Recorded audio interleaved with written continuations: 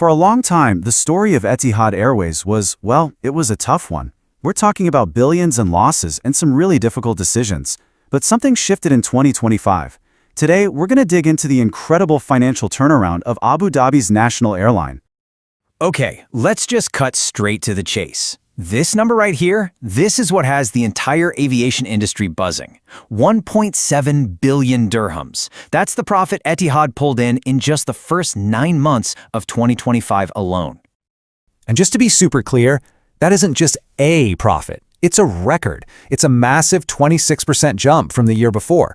So, this isn't just a simple recovery. This is some seriously aggressive, powerful growth. So the big question, the one you're probably asking yourself right now is, how? How does an airline pull off a turnaround this sharp, this fast?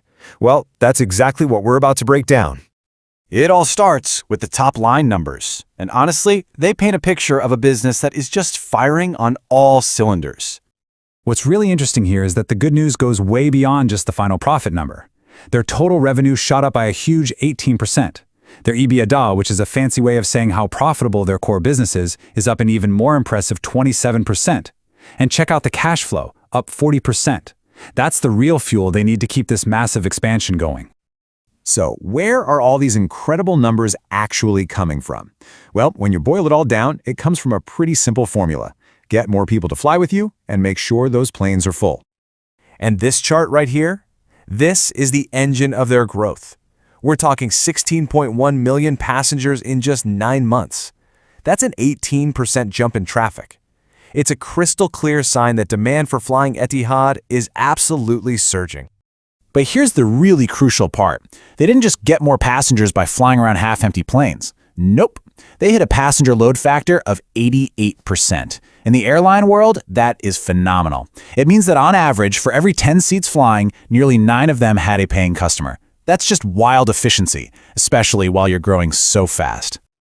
So it's no surprise the passenger revenue is the star of the show here, making up 84% of their income. But hey, don't sleep on cargo. At 15%, it's a really significant piece of the pie, and it shows that the airline has a smart, diversified strategy. And just when you think the numbers couldn't get any better, they do. This quote says it all. The growth isn't slowing down. It's actually speeding up. Just in October of 2025, their passenger numbers jumped by a staggering 28% compared to the year before. The momentum is real. Now, numbers like these don't just fall out of the sky. They are the direct result of a massive, deliberate shift in the airline's entire game plan. Honestly, this slide right here is the key to understanding everything. For years, Etihad tried to be this super luxe boutique carrier, focused on luxury for a select few. The new strategy? It's all about volume, efficiency, and turning their home base into a powerful connecting hub for global traffic. And that is the end game. It's not just about flying people to Abu Dhabi anymore. It's about using Abu Dhabi's perfect spot on the map to connect Europe with Asia and Africa with the Americas, basically turning it into an essential crossroads for the entire world. Okay, so how do you take a brilliant strategy on a whiteboard and actually make it happen in the real world? Well, you need the right tools. And in this business, that means you need the right airplanes and the right routes. So meet the game changer, the Airbus A321LR. This plane is absolutely critical to their plan. It's what we call a narrow-body, single-aisle jet, but it has the legs to fly much longer routes than usual. Think connecting to smaller cities in Europe or going deeper into Asia. This lets Etihad open up all these new markets that just wouldn't have been profitable with a giant, expensive wide-body jet.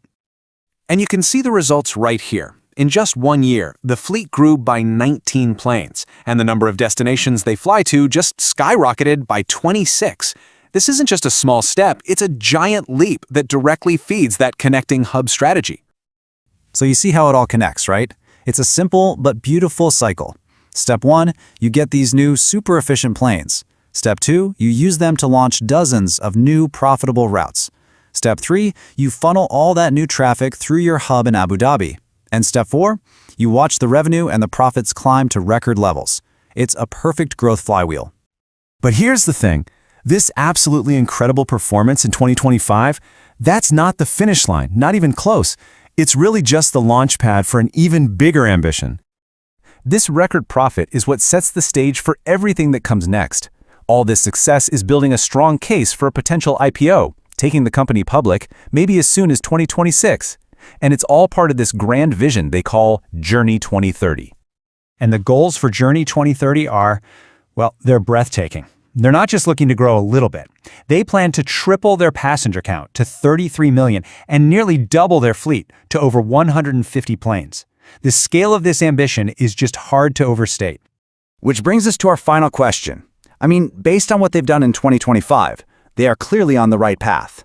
But can they keep up this explosive momentum, triple their size, and fundamentally change the entire aviation landscape in the Middle East by the end of the decade? That's the billion-dollar question that everyone in this industry is going to be watching.